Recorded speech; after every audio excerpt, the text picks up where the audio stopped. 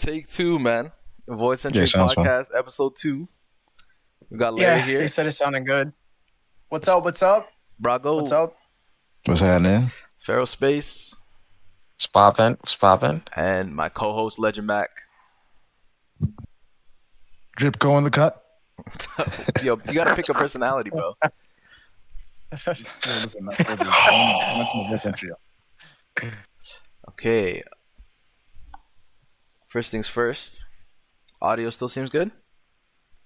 Yeah, from what they're saying, looks like it's Yeah. going good. All right. Okay. So let's start talking about the chapter, all right? Chapter 1070, The Strongest Beings. How you guys feel about that, by the way, the cover story here? Cover story was dope. Yeah. I mean, I guess we get to see the younger versions of the Mads. I've got to say, they all look like hippies.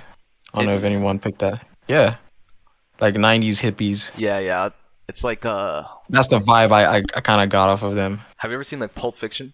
Like the first scene, or not the first scene. It is the first scene where it's got the Bonnie and Clyde type characters with the floral shirts and they've got guns.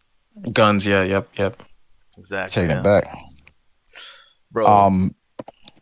Nah, I see what you're saying though. I mean, I think that the cover story, because Oda's gonna inevitably tie it in with the main story in some way. I mean, it's already tied, right? It's because it's Vegapunk. But I think just giving us some background information on how, like, the specialties of each member, and then even new members we don't know about. I think it's gonna be, I think it's gonna be fantastic. Just looking at like just where Queen came from to where he is now, even Judge. I think that's crazy. Yeah. And like it seems like there's like a fifth figure that Oda seems to be hiding, and we kind of already made the assumption on like Braga's stream that that's Stussy, but it could be someone else. But yeah, Oda's obviously there's gonna be a reveal for that individual later on, whoever this person is, anyways. I think it makes sense. With the reveal probably is gonna happen in this story. Yeah, You know what I'm saying? Like we get like this It's like the pudding thing all over mysterious again. figure. Oh yeah. Because this is like with this you're covering so much using a cover story, and you don't really have to give us this information in the actual story, and so it's like you can kill two birds, one stone just by Yeah. doing this. So I like it a lot. So who do you guys? I'm asking you guys one by one, starting with Larry. Who do you think the woman is on the right? If I want to see if there's any like controversial like opinions. I think it's definitely Stussy, without Yeah. a doubt. I mean, you could just tell by the stockings. I do believe that this. I still hang on to the theory that Sebastian was saying on the podcast that Stussy, since she's the underworld emperor of the pleasure The Pleasure district, District. that she was somehow providing the scientists or just Vegapunk directly some type of pleasure that he couldn't get himself, right? Because these guys aren't known for being handsome or successful or anything. They're just like guys who are nerds who are creating things and inventing things. So I like to think that she isn't a part of Mads necessarily, but she is someone in relation to Mads that supplies them with pleasure things. I remember, So I'm And still also, hanging on to that theory. she could be their connection to the underworld as well. Because I would Exactly. assume if you're a part of Mads, you need resources. And may have been, she may have been introduced to them by Dufeld or vice versa. Yeah. But I do think that definitely her underworld connections could play a part in her being a part of Mads. But her talking about, just different things about Egghead, it makes too much sense for it to not be Stussy. Yeah. It's too much connection there. Yeah. Also, when Caesar was Wait. So you guys saying I'm the only one who thinks it's Luffy's mom?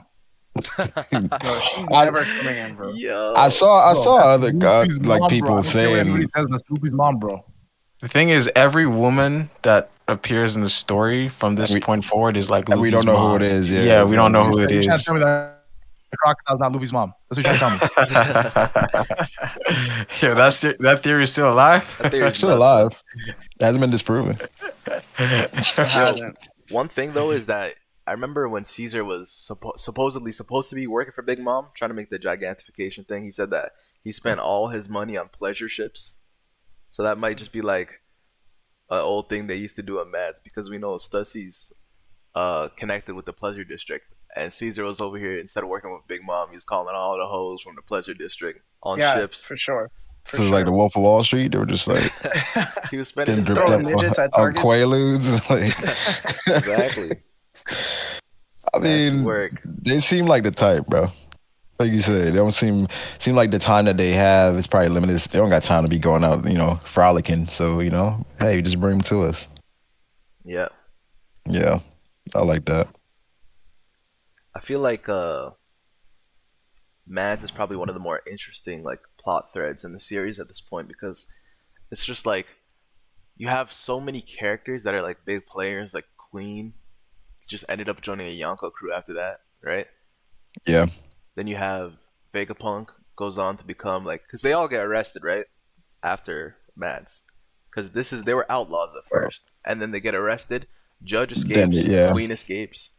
Maybe Stussy was a secret agent the entire time. Like she's the Judge one is weird because like technically he was royalty, so it's So the Judge one is a weird one. I do think honestly Mads is kind of downplayed a little bit, because it's almost like when they talked about, when you think of like the inventions and what they've done. I mean, it's the Seraphim is obviously the pinnacle, but then what they created with the clones is up there too, bro. Like he created an entire army. That's sick.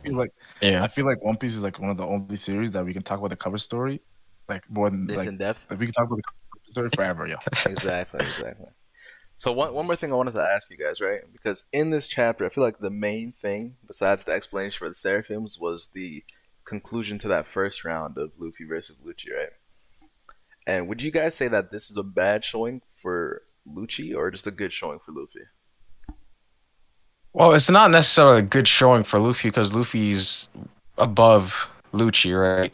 It's like if you put up Kaido versus like, I don't know, Rob Lucci or something, like it's not a good showing for Kaido even though he beats Rob Lucci.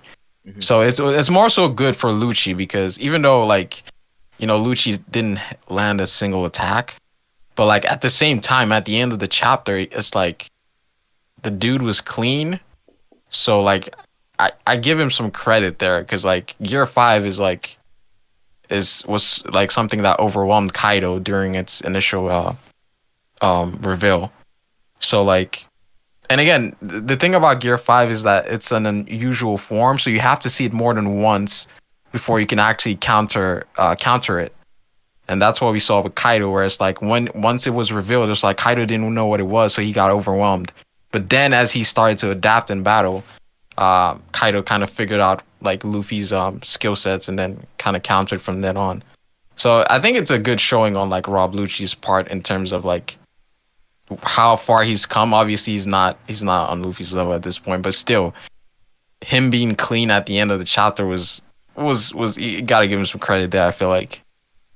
But again, I don't think Gear 5 was needed necessarily, but I think this is showing like this is like Luffy's like this is the form he's gonna start using.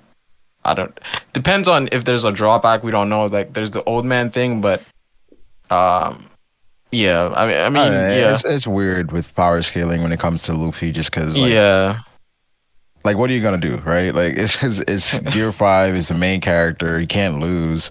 I would say Rob Lucci, based on what people expected of him initially, he surpassed people's expectations because people thought he'd be one shot. And now the goalpost is moving a little bit. It was like, well, Luffy didn't hit him, or he didn't hit Luffy. I'm like, but everybody expects him to get like one shot. I remember like that stream the week before they fought, like when Lucci first showed up. We were talking. I think it was only me and you saying like it's not gonna be as easy as people make it. Yeah, everybody was like, nah, Rob Lucci, like we don't know, he's been tried. I'm like, bro, like. It's like he can't. Let me say, he can't compete with Luffy, right? Like that's clear. But I will admit, I did think Rob Lucci's gonna get one shot. I admit it, bro. Everybody thought that. Yeah. The thing is, with the one shot, I felt like that couldn't happen just because of the build up for Rob Lucci. Like bringing him in as a former antagonist. We had the cover story, we had the training, we had the promotion. For him to come into the story to just get one shot by Luffy is just like, what was the reason? But now I think it's showing, okay, Rob Lucci has grown. Luffy's clearly on a different level, like naturally, but I think Rob Lucci he was all right. He was cool. Yeah. Agreed. All right, and another thing I want to talk about is, all right, you see these Seraphims. It's shown that the green blood is used to give them their devil fruit powers without actually having to kill the devil fruit user for their abilities, right? So, but one person they didn't show was Mihawk Seraphim, the S-Hawk, right? S-Hawk, yep. And let me know what you guys think about this, because this is my theory on the whole thing, right? I think that because they can't replicate Yoru and how, like, it's a supreme blade, right? You can't just give that to him. And obviously, that's a big part of Mihawk's fighting style, right? So I think for the sword he has now, they most likely fed that a devil fruit just to bring it back around to the fact that weapons can eat devil fruits. What do you think about that? I don't mind that. That's interesting for sure. I was kind of saw it as Vegapunk using abilities that would enhance the original powers or skill sets. Yeah. So with Jinbei, he doesn't have a devil fruit, but we saw that this Seraphim has like the swim fruit, which is crazy with him being exactly with the fishman style. Yeah. So I was thinking like maybe this Mihawk has like Das Bones ability. Yeah, Das Bones was a popular one. Yeah, or like I would say some weapon like blade.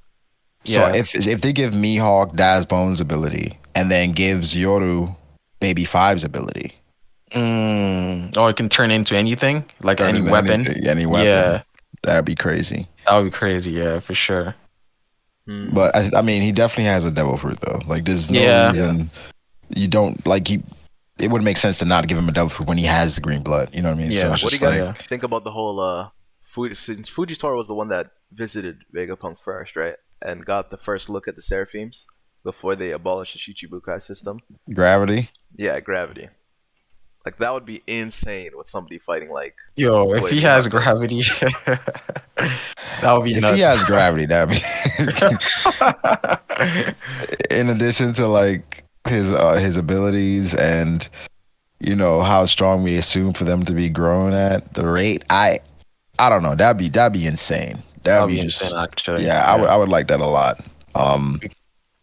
Yeah, because he had access to the Admirals, obviously not the Logia ones because he can't replicate that, but the only Paramecia one was Fujitora. Fuji. So that was one he could actually replicate. So it is actually possible that he did replicate Fujitora's fruit. And Oda's saving it, right? Yeah, everybody else, we saw a showcase of their abilities. We just saw a blitz from S-Hawk. So whatever the devil fruit is and whatever he uses is going to be sick. Yeah. Oh man. Yeah, it's gonna be sick. He's leaving that for last, obviously. I still think at some point we get that clash. Zoro versus this S-Hawk? Yeah. That would be insane. Yeah. I think we get that. I feel like it would also give Zoro a chance to face that ability again. Because the first time it kind of hold him. Like, even though he broke out of it, he broke out of it. That shit had him leaking. You didn't expect it. So now seeing it like a S-Hawk using the gravity, he's like, yo, what the fuck? Yo, what is going on? PTSD is gonna be flaring. That'd be insane, though. Do you guys think the Seraphims have the same durability that, like, let's say King has? Because it took a similar hockey coating to even damage King, right? Yeah, I would say it's similar. It's similar, bro. I think these Seraphim, there's a reason why it's game changing and why Vegapunk is saying, yo, these are the strongest beings to ever exist. Because I think with the potential, and then here's the thing with like the green blood, like you give them this specific ability. Could you change the ability if you wanted to? Like switch out the blood? Or like have different canisters that they have access to, where it's like, like the potential that they have is crazy. And considering that they're kids, and I'm assuming they're gonna be like, they're gonna be able to learn as they go, and the more you fight them, the more they learn about you, the harder it is. So, like, I think these are gonna be individuals you want to take out as soon as possible. because I'm sure they can learn your fighting style, learn your strengths, learn different things that you can do. And then once it gets to that level and they grow as well and get stronger and learn their abilities with different combos that they can do, it's like they could surpass Admirals. That's the potential that they have. Yeah. Especially when they become full-grown adults. It's gonna be insane. 100%. How strong are they right now as kids? I think they're Yonko commanders. Yonko commanders, as kids. Yeah, they got it. As kids. Because they have too much on like half the Straw Hats went up against S Shark, right? Yeah. And he took Sanji's attack, he took all these different attacks, there was no scratches. And this was like him learning, right? Okay, let me ask a follow-up question. Who do you guys got, Jack or the Seraphim? Seraphim. I got a Seraphim. Seraphim more likely. I don't see how Jack bypasses that. I don't know, how does Jack beat them? Think about it like King this, durability. Right? Boa Hancock, like the implication was that she one-shotted Vasco's shot and Katarina Devon with her ability, as soon as they pulled up. That means that S-Snake can literally do the same thing to any like Yonko commander. And even when I felt it when he clashed with Blackbeard. Blackbeard was impressed. Even when they invaded Snake Island, like they came out on like with no damage, bro. Yeah, and Blackbeard was there. Yeah. We didn't even see the full fight, but it seems like they did fight Blackbeard for quite some time or something. But like they were good. I mean, the fact that they sent them there is like, was Blackbeard avoiding them? Is my question, because it's like I'm sure Blackbeard felt like after he clashed with S Hawk, right? Yeah. And after that, it was kind of like, okay, I don't want to do that. They ain't slouches, you know what I'm saying? Like you couldn't immediately overwhelm them. This is a Yonko of the seas, so again, like if imagine if you get your hands on one of these Seraphim and you could control one of these Seraphim, like they could quickly scale your crew and be like your right hand. And then the loyalty that they have, you never have to really question it, unless because some of the things they could retain their original personality. Yeah. So that's the scary part, because even with Boa in this chapter, you saw like a little bit of it. Personality bleeding through. I'm gonna be honest. I never ever expected the Seraphims when I first saw them to have personalities. Like that's insane. That he pretty much created new lives. The thing that you kind of can go off of is when they said that the lineage factor actually holds the traits of the original, and that's when I was like, whoa. Yeah, back when we saw the shark, the shark, they were telling us like what lineage factor actually is, and it's like basically who you are. Like they're essentially saying like this Mihawk could follow in the same steps as the original Mihawk. So that's like terrifying when you think about it. I mean, my thing is that this isn't even a peak, to be honest. Yeah. Because one thing we know for certain that they have is they have Kaido's DNA, right? Exactly. And they have Roger's body, right? And they also have made you can say defective, a replica of Kaido's Devil Fruit. They could make Kaido. Exactly. They could make him. And you know what's Kaido. I think something that's also very interesting too is that so far the Seraphims that we've seen are based on the quote-unquote good characters. Why haven't they showed Doflamingo, Crocodile? I think Doflamingo and Crocodile are gonna be nuts, bro. No, they're gonna be like evil or something. I don't know. Think about it. If they carry their traits, that means that S Flamingo or whatever they call him is going to be like nuts. Yeah, it's gonna be evil. Yeah. Well, here's the crazy part. Crocodile might not have the sand fruit. Yeah, he won't be able to because he's not Logia. Yeah. So I feel like he can't replicate Logias. Yeah. So he miuld do another fruit to compensate, like calories or something. Crocodile doesn't need the sand fruit, but he has that hook. That hook is pretty strong. Now the hook, like having that hook as a kid, is gonna look funny as hell. They might not give him the hook. They might just give him a regular. Yeah, probably just give him like a laser arm or some shit. Yeah. But nah, he might not have the Suna no Mi. They might give him something else. Something else makes more sense. Maybe something like I don't know. Obviously, they don't have Shinobu's DNA, but I feel like that fruit would fit. Just like wilting everything. That, or if they another fruit that I thought that they, for whatever reason, Oda nerfed it, the Gladius fruit, the Rupture fruit. The Rupture. Yeah. Yeah, because it doesn't work on people, which is like, what the fuck? Well, the Awakening could work on people, but yeah. Maybe. But the Rupture fruit would be a good one if you remove that limit. Yeah. So what I'm hearing from you guys, what I'm hearing from you guys, Zero have a pretty good how to say foundation for pirates. Is that what I'm hearing? Wait, say that again, Mac. I said the Marines and Rob Lucci and the Seraphim. That's a pretty good numbers for them. Is that what I'm hearing? Hell yeah.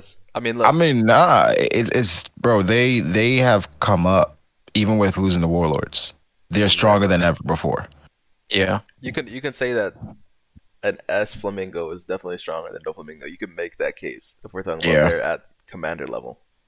The tough part is just the hockey, right? And how if they can use hockey. Because do they necessarily have a will of their own, or they have will? It seems they have will, but to channel that power into hockey is going to be difficult. I feel like. Yeah. The thing is, you'd have to make them almost too sentient to I guess like independent. To give them access to hockey. But then you kind of might run into the same issues you had with the regular warlords. The regular ones as well. Yeah, that's the thing. And then honestly, like for them, I wonder if they could at some way implement like Sea Stone into their fighting style. Yeah. Okay, let me ask you guys this. Why are they Lunarians? Because they were the gods of this land before. The gods of one of the strongest race. Well, I guess. The traits of the Lunarians is too great to pass up, right? Like you get the durability of a Lunarian, the speed. It's just like and it's the speed. It just makes too much sense. You know, like they can also control fire traits as well. Yeah, pull the best traits fire. And yeah. They haven't even. And if you don't know, they haven't even started doing that yet. The whole magma. Yeah, they haven't doing that. Yeah. Yeah, nah. I mean, the world government. Again, we haven't seen two of them yet. Yeah, and then again, they could make different ones more if they want to. Yeah.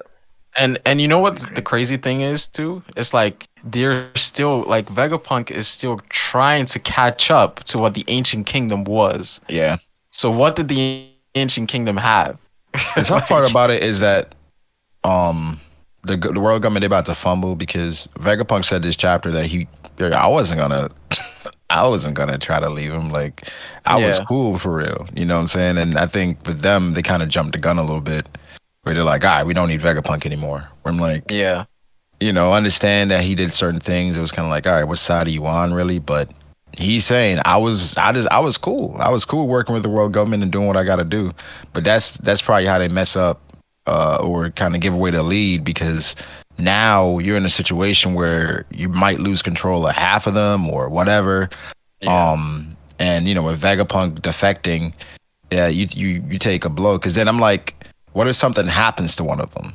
Like who steps in at that point? Who do you have a backup? Do you have somebody that was working with Vegapunk that you can use? I don't know. That's the part about it. I'm like, I don't understand.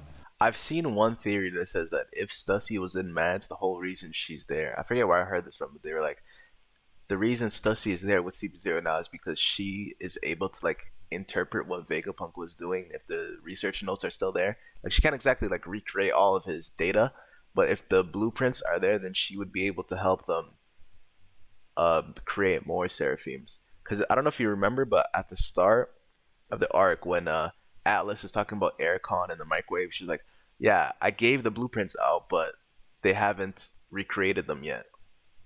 And that's because we don't have enough money and resources to do it.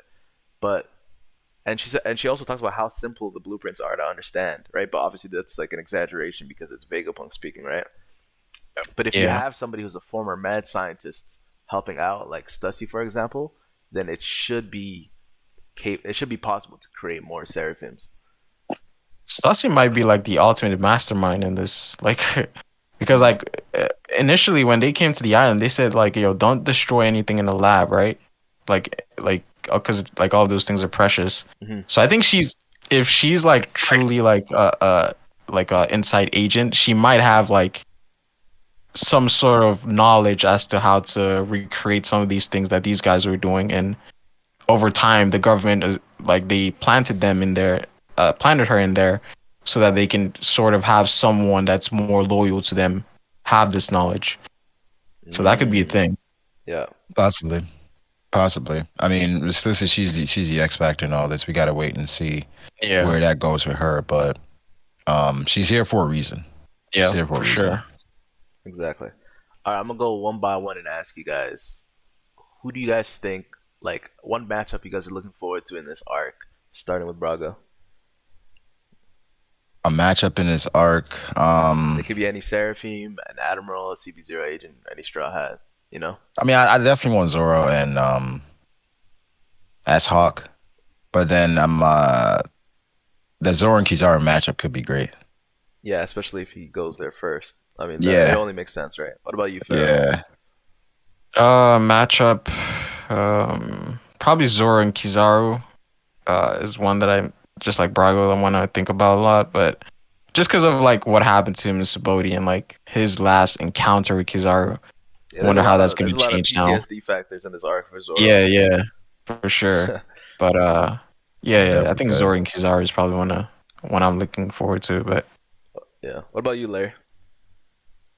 Bro, it has to be Sanji versus Kizaru, and the reason I say this is because Sanji post time skip has been such a hindrance to the crew, and even Oda has made the significant stretch of saying like he's fourth on the ship.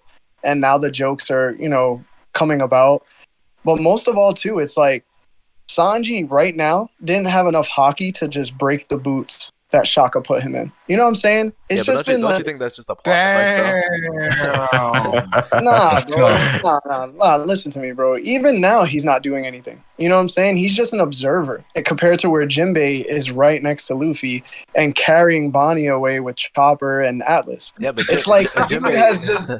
It's like, bro. Like, when is Sanji? Like, the story has been all about Sanji for a long time now. But even his when he defeated Queen. It wasn't like super easy, right? Like he passed out from his own attack. And there are some instances of Queen either not going full awakening or he just wasn't taking the fight seriously. So he just got bodied.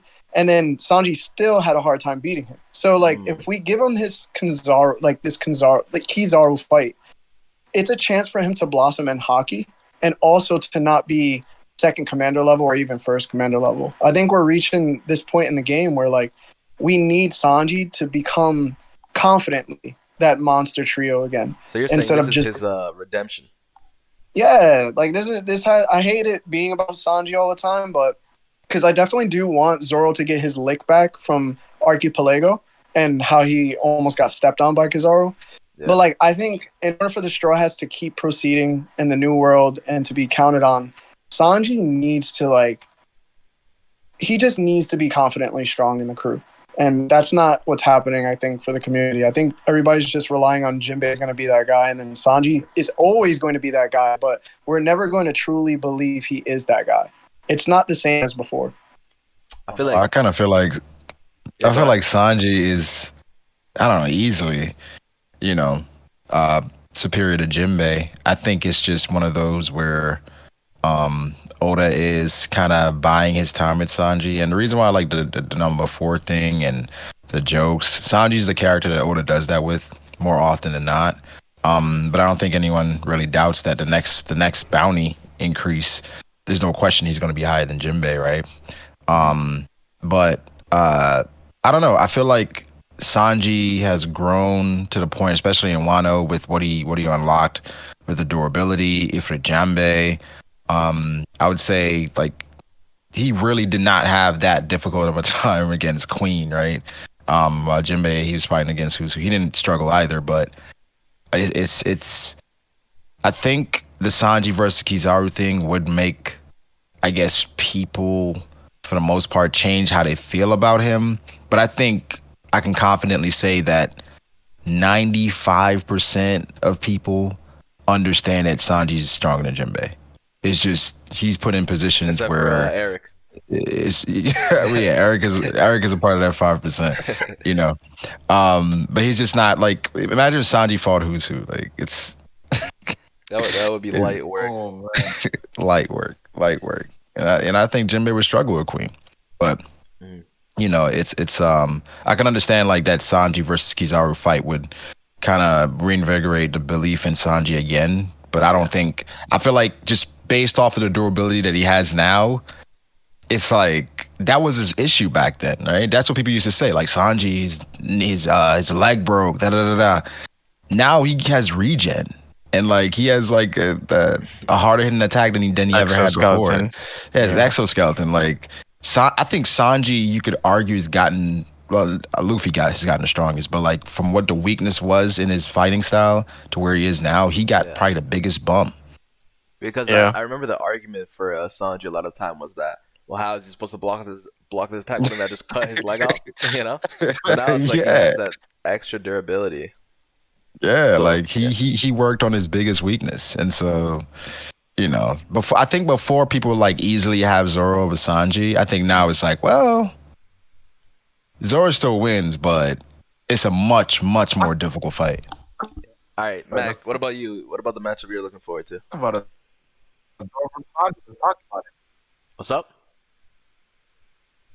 Which fight?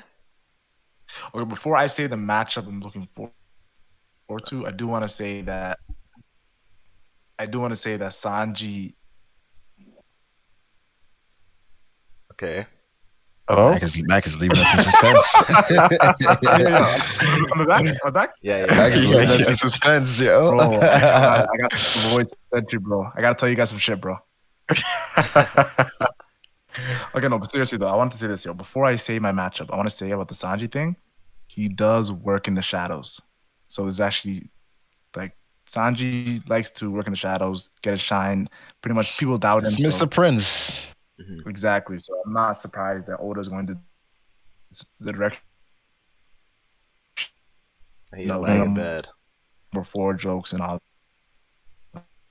Is he just lagging for me or is it for y'all too? Nah, very bad. Yeah, same. The matchup I want. Still going. Oh, am I lagging? You're lagging hard, bro. Am I lagging? Yeah. Why'd you go ahead? Guys, I'm trying to... Yeah, go ahead and fix that. We'll come back to you. Yeah. Guys, I'm gonna be back. All right. Somebody said, "Bro, didn't work for the gene boost." That's always one of the stupidest arguments to ask you. What's up? You're saying that I guess Sanji didn't work for the gene boost. He didn't work for it. He didn't work for it. Well, what about Zoro being handed Admirals? Yeah, I was gonna say that shouldn't even be an argument. Yeah. What about Luffy just getting handed the most legendary fruit in the story? Ever. And the thing is, like, you can say, well, Luffy awakened it based on just who he is. Like, just him being his personality. Yeah. It's like these niggas are gonna get shit. A lot of people. And we can argue for Sanji and the gene boost that he got.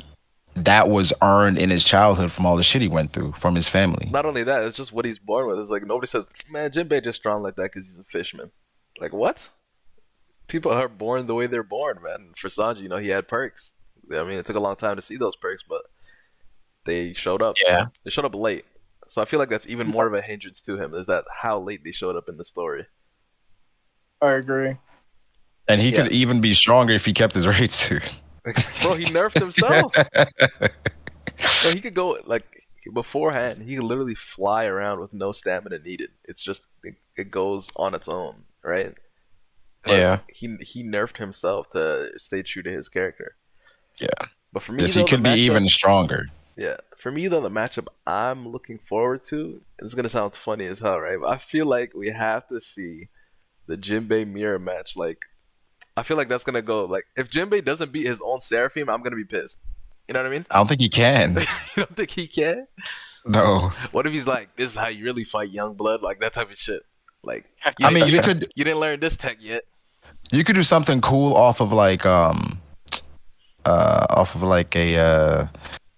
I guess experience and have Jinbei best him in that way was like, that would be cool. But even I think it's gonna be to the point where Jinbei's even like, yo, I don't know, man. Like if I fought him again, you know, it might be tough. Yeah, because I think you kind of have to keep the intrigue of the Seraphim intact. Yeah. Just because they're going to be such major players in the final war. So you can't just have like him getting, you know, beaten by Jinbei right now. Not only that, but he's literally 100% Jinbei at all times with the swim fruit, and he's way more durable and faster. Like if he doesn't have his flame on, like how do you beat that in a mirror match? I feel like I'd have to come down to it's almost like he's in the water at all times. Exactly. Yeah, the best swim for he can pull out that ability at any time. That's crazy. I feel like the only way you can write that, the only way you can write that is like for a Jinbei W is that because he practices fishman karate, fishman judo, right? He can use it as well. Yeah, he can. No, but I'm saying it's like, you know how Vegapunk was talking about how their data isn't like fully like maxed out, right? Yeah. Like fighting styles, right? So it's like because Jinbei knows the highest, the most utmost levels of fishman karate, he would be able to like use fishman judo against him, where it's like he's using the strength of the Seraphim against him to hurt himself with judo, because that's how judo works.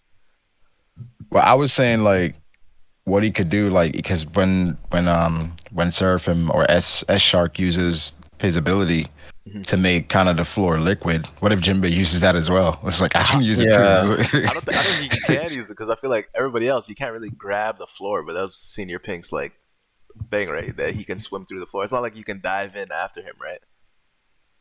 Nah, but the thing is, like with him manipulating it to use it himself, Jinbei's like, well, it's like you're creating more moisture for me. Yeah, I guess it'll be like imagine like he just scoops a handful of the earth out at you, right? And while he's still holding it, it's liquid, right? But while it's flying at you, it becomes solid. You know what I mean? Yeah. It's tough to see how like it interacts. We've never seen that. Like I feel like all these Seraphims are just gonna be better with their devil fruits than the Yeah, you're good now. Am I lagging or am I good? You're good. No, you're good now. You wanna go ahead and say the match? Lagging real good. Yeah. Can you do something for me? Okay, I was gonna say, the matchup I want to see is Luffy versus Kizaru. That's the matchup. Yeah, that'll be a good one. I mean, I think it's gonna that'll be interesting to see the route that Oda goes, because again, Oda's always gonna prioritize the story, right?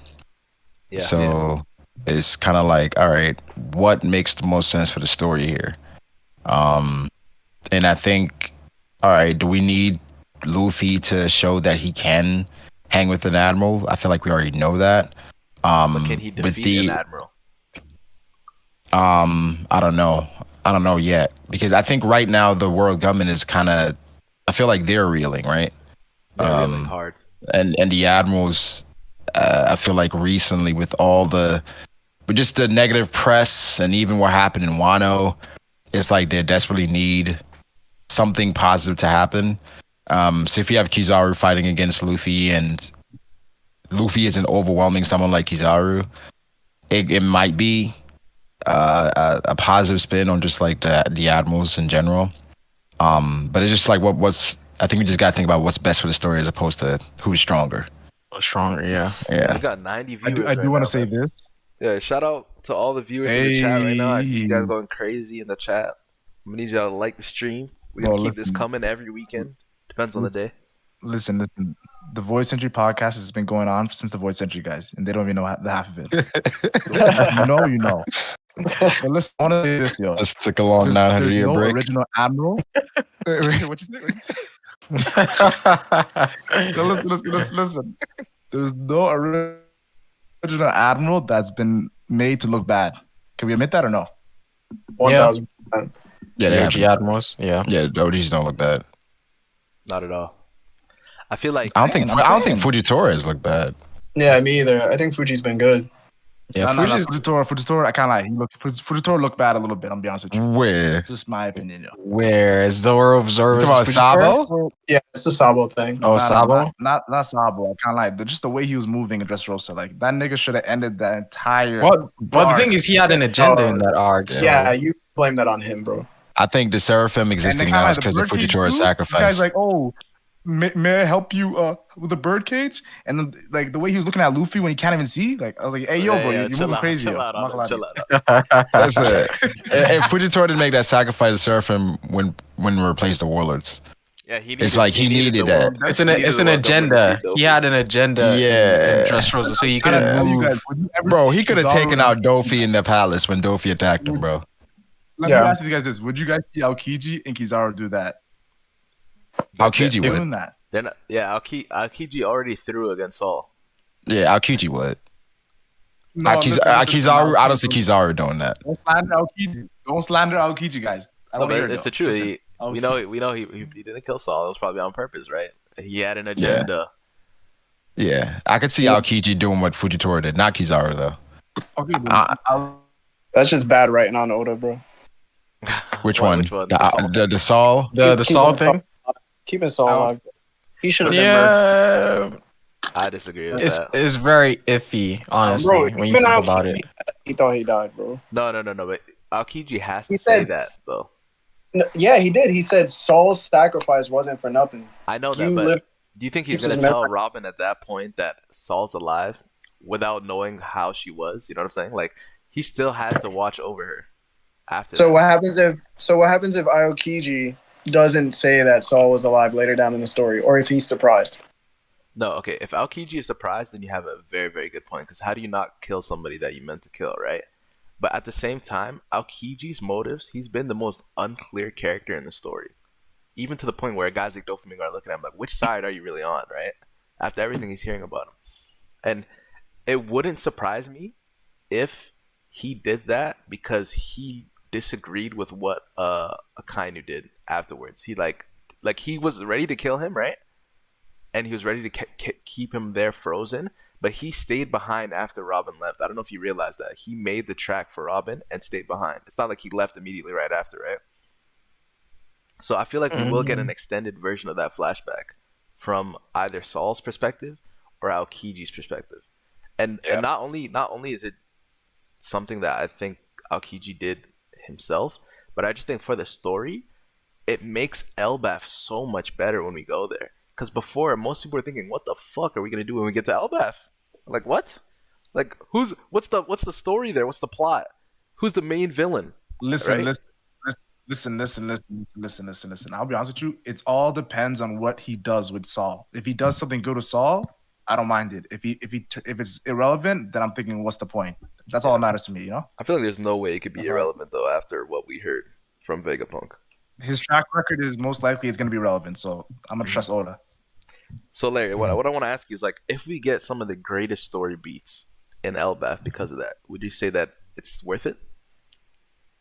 I mean, it would be, but it wouldn't make that arc where he died worth it, right? Because now you're depending on another arc in order to tell the story fully through this one. And I don't think that's sometimes as a reader, when you're digesting information, you'll be even lucky to reach that arc if you don't lose interest, right? So no matter what, it's currently dependent on how did that arc go and what did you feel during it and was it worth it at the end?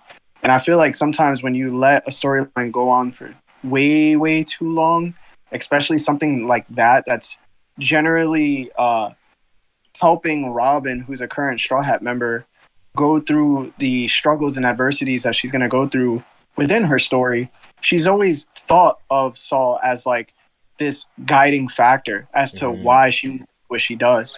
And when you just kind of take that away from her character, it kind of takes away from Robin. Even though it's nice to see Robin like cry and be super happy about it that he's still alive, it still takes a tiny bit away from her character and how she has been built. So I think it is cool. I think it's going to be fantastic when we see Saul. I know there's going to be some deep, in-depth meaning behind why he had to survive.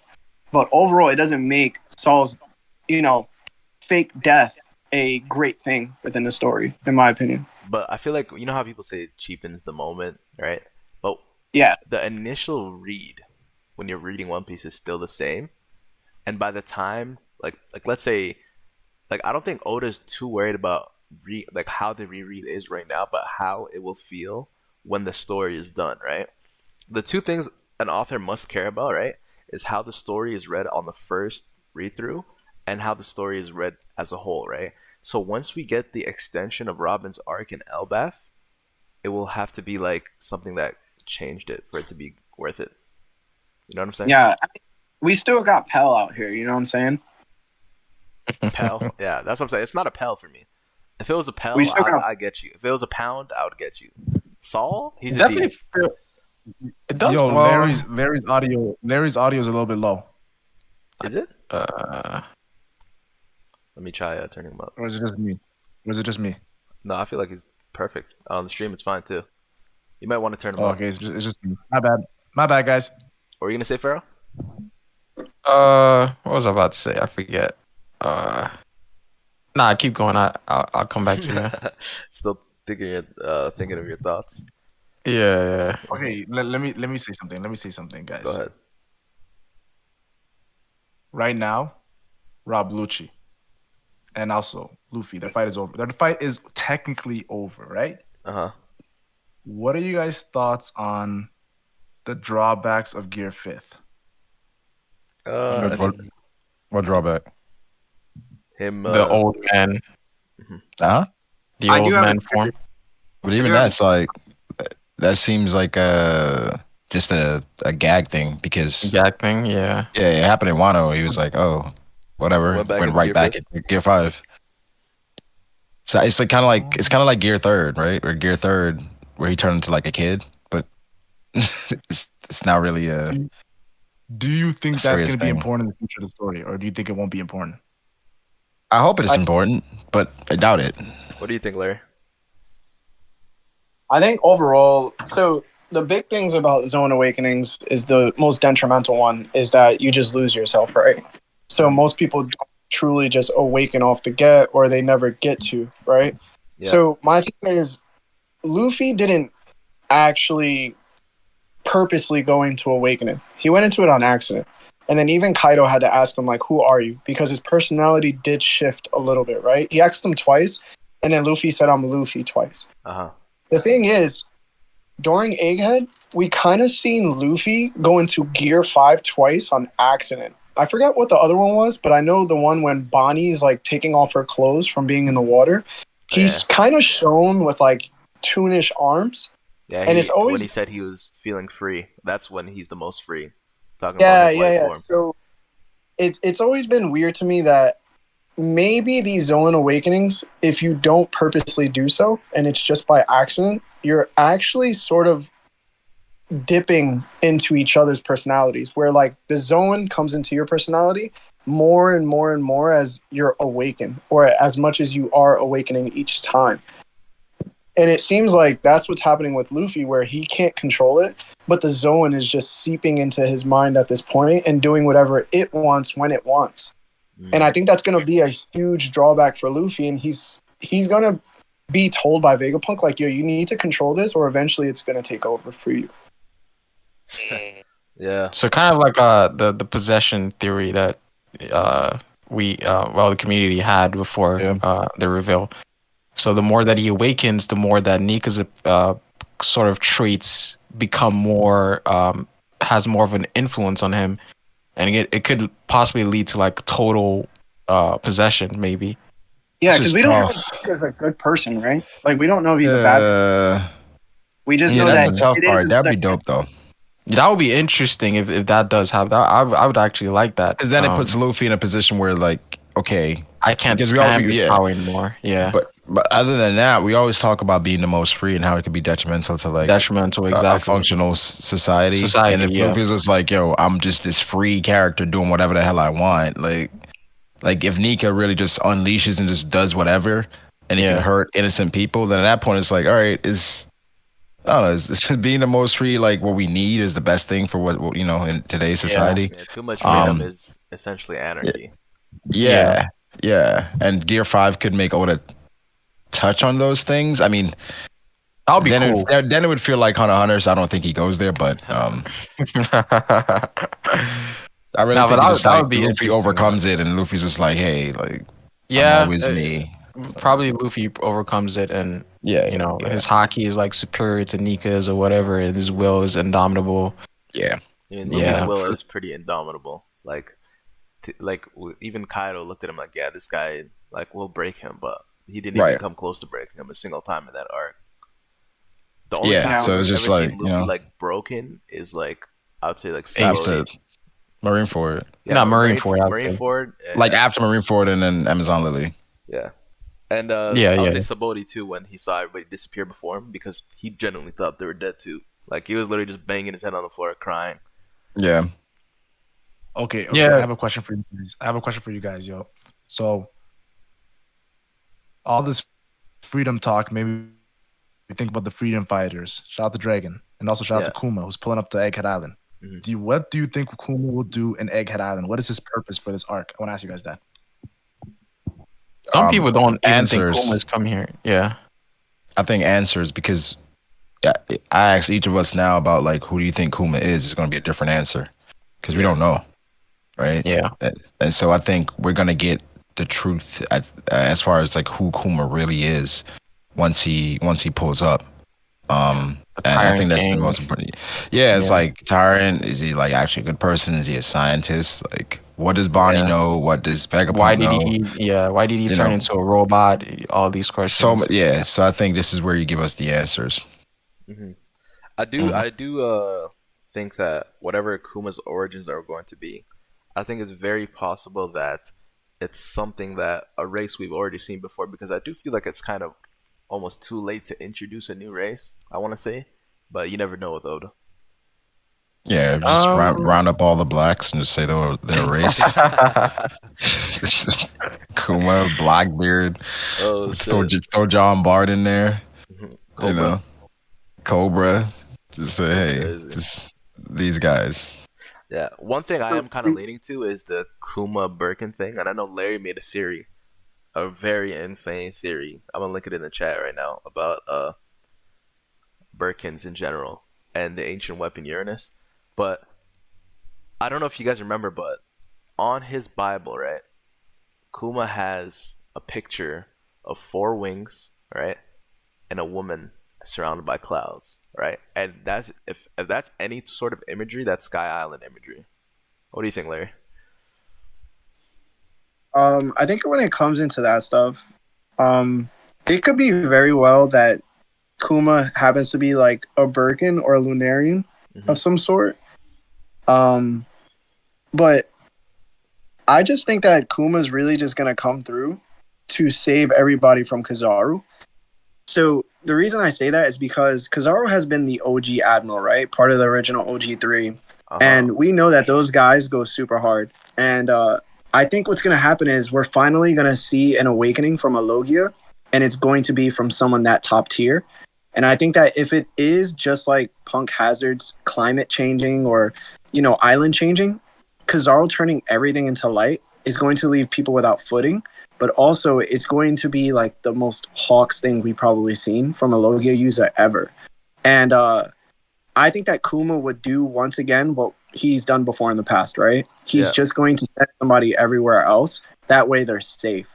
But somehow in that destruction, I think Vegapunk also dies. I could explain like the whole Birkins thing, but I feel like that's the better answer to the question I was asked about Kuma. I think we will get those answers for sure, though. Like everything we've been asking from, the start of Fishman Island and Archipelago, like we're going to know that stuff. But I think Kizaru is going to show why Admirals are still scary, why Admirals are still feared. And I think that if we just base it off of just Green Bull's performance and what happened with Savo and a few good men, I think we're going to be kind of at how dominant the original OG Admirals are. And I think that's the position we should start taking until we're proven wrong. So that would be Kuma's objective. I think he's going to be the savior again. And he's not a tyrant. They've always called people like, I don't even think devil fruits are devils, to that degree. I just think that the government puts this negative connotation on these things that happen to reveal the true history of the world or give light to things that oppose them. So he wasn't a tyrant. I think that Kuma is ultimately a good guy. All right. We are hitting that hour mark, so we're going to wrap up the stream right here. But before we go, I want to let you guys know I appreciate everybody for showing up You know, Larry did a lot of the heavy work with the Pharaoh did a lot of heavy work with shouting out your communities to the stream. But I want No to problem. let everybody know, go ahead and like the stream. You know, it helps, especially with the algo. Yeah, and what do you before you guys go though, Pharaoh, Larry? I'll start with Larry. You guys got anything coming up? Anything the people in the stream should be looking forward to? First and foremost, I want to say thank you, Zaki. Big fan of Brago for a long time, so it's nice talking to you finally, Brago.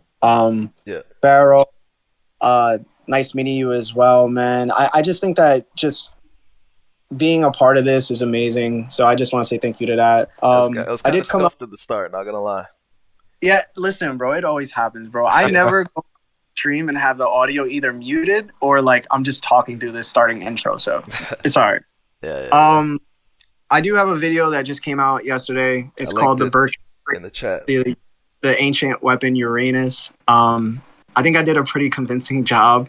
I am starting a new theory. It's going to be coming out. It's going to be about Chopper's Devil Fruit, probably in the next week or so. And yeah, I mean, I have a One Piece podcast called That One Piece Talk. So if you ever want to catch us on Mondays at 6 p.m. Eastern Time, come through. It'd be lit, yo. Mm-hmm. But I just want to say thank you. Thank you. Thanks for the thanks. Shout out to Larry. Yeah. Nah, but anything coming up? I don't really have anything coming up, but it definitely cool having a chat with you guys. Obviously, Larry. This is the first time I'm meeting Larry actually, so that was cool. Obviously, we know the boy Mac, Zaki, Brago the Ace, of course. You already know. But yeah, this was lit. This was lit. Definitely do it again. All right. What about you, Mac? Anything coming up? Dripco, what's up?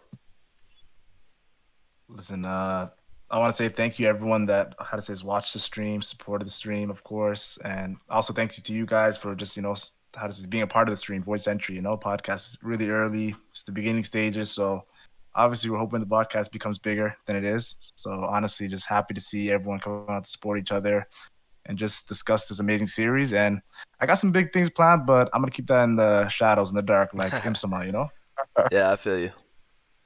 All right, thanks everybody for showing up. We'll be here probably next Sunday, honestly, for his stream. But yeah, thanks for showing up, guys, and we're out. Peace out.